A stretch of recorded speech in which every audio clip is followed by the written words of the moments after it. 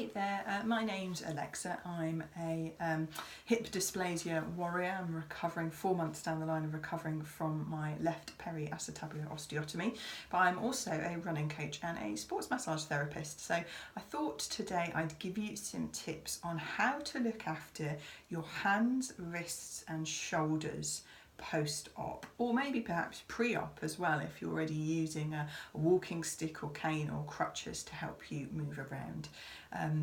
Our arms and hands and shoulders are not necessarily built for carrying as much of our body weight as we ask them to when we are recovering or preparing for surgery or have a health condition with our lower limbs.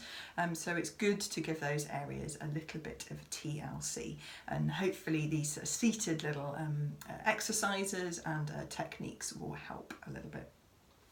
So the first area that often people are talking about in terms of soreness is their hands.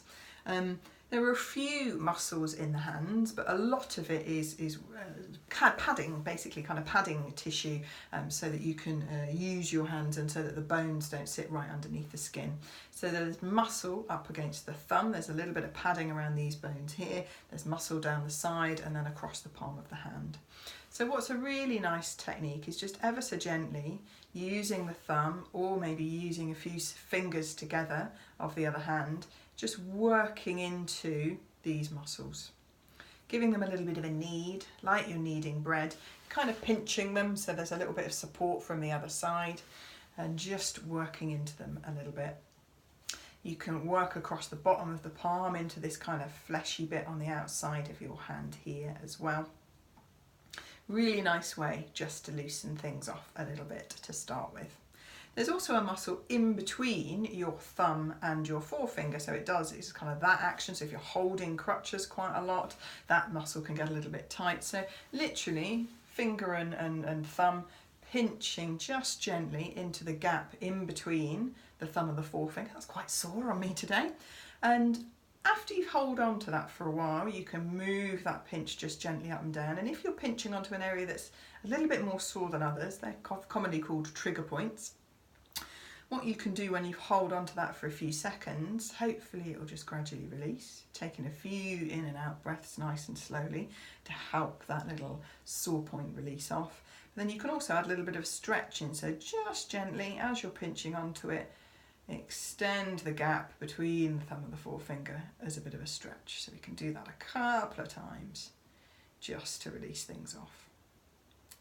Another little nice thing to get into the hands is to just gently stretch the fingers. So if you've got any sort of connective tissue disorders, which I know can often sit side to places, you be a little bit careful with this because it does involve kind of stretching back the hands and the fingers and the thumb, but just taking a finger at a time and just gently giving it a stretch back. And you might feel like if these are tight, they're a little bit tight on me today, that stretch actually extends all the way down the forearm, because the muscles that control a lot of our finger movements are actually all located in the forearm. So we'll be coming onto that in a little bit. Also doing the kind of yoga prayer position and then rotating the hands around can be a really lovely stretch for those finger muscles as well, and into the wrists. Working further up the forearm, kind of just gently gripping the arm so that our fingers are on the kind of side of the back of our hand and our thumb is on the side of the front of our hand, our forehand, and just kind of kneading, a little bit of a C-shaped grip and just kneading these muscles in the forearm. You can either keep the hand still and move the arm, or keep the arm still and move the hand, entirely the same effect. And again, once we've worked into these a little bit and maybe you've found a particular sore spot, so I've got one there, just gently moving the wrist back slightly. So you're adding a stretch onto that little trigger point pressure, and that gives you quite a nice release. Okay, excellent stuff. So, shoulders. They often work quite hard when we're crutching, and also when we're just not generally having a particularly brilliant time. Maybe we're a bit stressed, a bit fatigued, a bit down, a bit emotional. Comes out in our shoulders quite a bit. In a lot of people's shoulders and tummies tend to be where we carry quite a lot of our stress and our tension.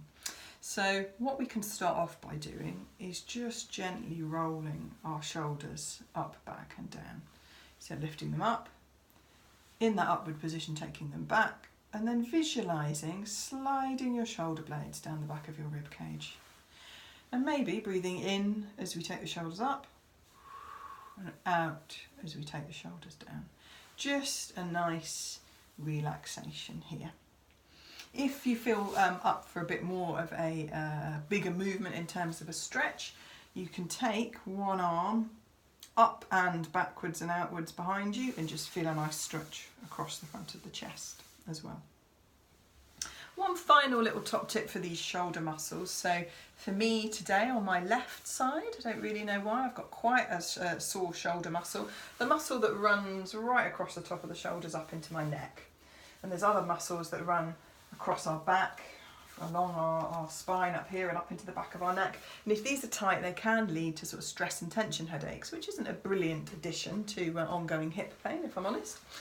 So feel around just gently with our fingertips, kind of walking our fingers around these muscles and find, oop, there you go, a little spot that might feel a little bit more sore than others. So I've got my finger, 2 fingers, just gently pressing into that slight sore spot in my muscle. And all I do here is gently turn and drop my head away from the side where my fingers are pressing in. So we're also adding a little bit of a stretch into that muscle. So it might just be sideways, ear to your shoulder, or you might get an even nicer stretch if you just, oh, there you go, drop your chin to your chest as well. So play around just gently and slowly with that head movement to find a good stretch. Maybe rubbing those fingers into that point a little bit more, gently picking the head back up and then walking those fingers around to find a different spot to work into.